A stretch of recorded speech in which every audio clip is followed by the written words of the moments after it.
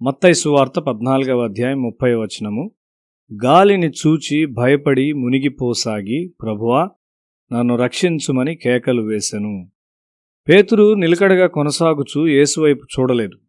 అతడు ఆయన వైపు అప్పుడప్పుడు చూస్తూ ఉన్నాడు.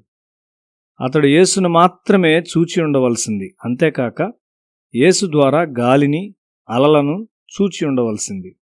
అప్పుడు అతడు మునుగట ప్రారంభమై ఉండేది కాదు.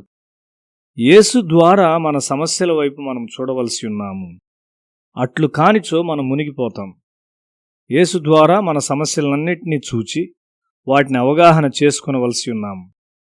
ఇక్కడ పేతురును ఒక పరిపక్వము కాని క్రైస్తవునిగా మనం చూస్తూ ఉన్నాము. విశ్వాసం కంటే ఉత్సాహము పేతురులో కనిపిస్తూ ఉంది. మన విశ్వాసము తరచుగా స్థిరమైన దానికంటే ఎక్కువగా పైపైకి కనిపించేదిగా, స్థిరములేనిదిగా ఉంటుంది. కాబట్టి మనం తప్పు చేస్తాం. ఉత్సాహము ఇతరులను అనుకరించుటకు ప్రయత్నిస్తుంది. ఆ తరువాత మనం విఫలమవుతాము.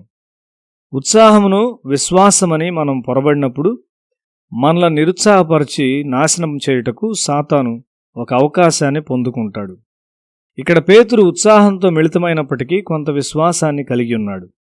కాబట్టి అతడు పూర్తిగా మునిగిపోలేదు. విశ్వాసము స్థిరముగా యేసును చూస్తూ మార్గములోనున్న ఆటంకములను బట్టి త్రోవ తప్పదు. స్కెవ యాజకుల్లో ప్రధానిగా ఉన్నాడు, కానీ అతని కుమారులు విశ్వాసము లేనివారు. వారిదంతా కేవలం ఉత్సాహం మాత్రమే. దురాత్మలను వెళ్ళగొట్టుట ఒక సామాన్యమైన విషయమని వారు తలంచారు. వారు పరిశుద్ధైన పౌలును అనుకరించుటకు ప్రయత్నించారు. వారు యేసును ఎన్నడూ ఎరుగని వారై యేసు నామమును మాత్రమే ఉపయోగించుటకు వారు ప్రయత్నించారు. అది దుర్భరమైన పరిస్థితి. అపోస్తల కార్యములు 19వ అధ్యాయము 15-16 వచనాల్లో, అందుకు ఆ దయ్యము, నేను యేసును గుర్తెరుగుదును, పౌలును కూడా ఎరుగుదును గాని మీరెవరని అడగగా, ఆ దయ్యం పట్టినవాడు ఎగిరి వారి మీద పడి వారిలో ఇద్దరిని లొంగదీసి గెలిచెను. అందుచేత వారు దిగంబరులై గాయము తగిలి ఆ ఇంట నుండి పారిపోయిరి. వారు ప్రధాన యాజకుని కుమారులు కాబట్టి దురాత్మల మీద శక్తిని చూపవలనని ఇష్టపడ్డారు. అయితే అది అలా సాధ్యం కాదు.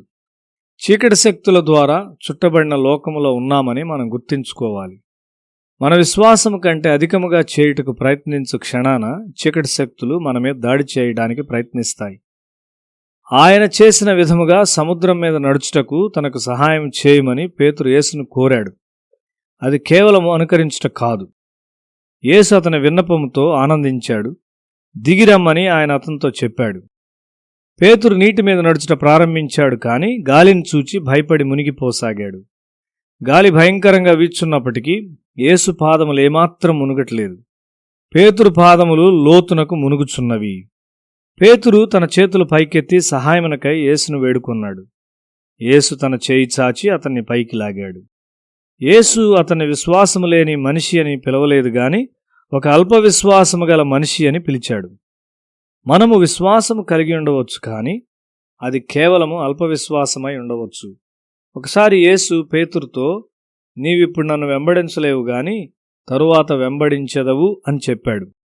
అయితే పేతురు అప్పుడే ఆయన వెంబడిస్తానని కోరాడు మరియు చెప్పుకొన్నాడు.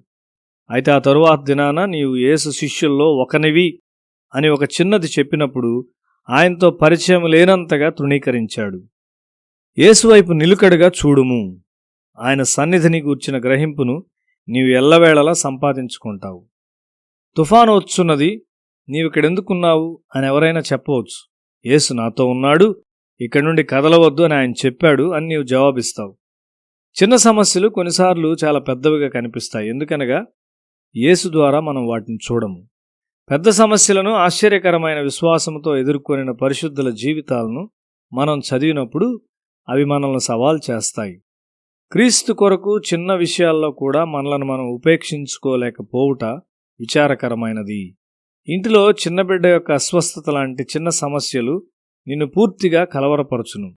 ఆ చిన్న బిడ్డ పట్ల, నీ పిల్లల పట్ల, తల్లిదండ్రులైన మీ పట్ల దేవుడు జాగ్రత్త కలిగి ఉంటాడని నీవు గ్రహించవు. సిలువ వైపు చూచుట్లో నీవు విఫలమవుతావు. వారు నన్ను చంపినట్లయితే మిమ్మును కూడా చంపుతారు, అయితే ఆనందించుడి, నేను లోకమును జయించి ఉన్నాను అని యేసు చెప్పాడు.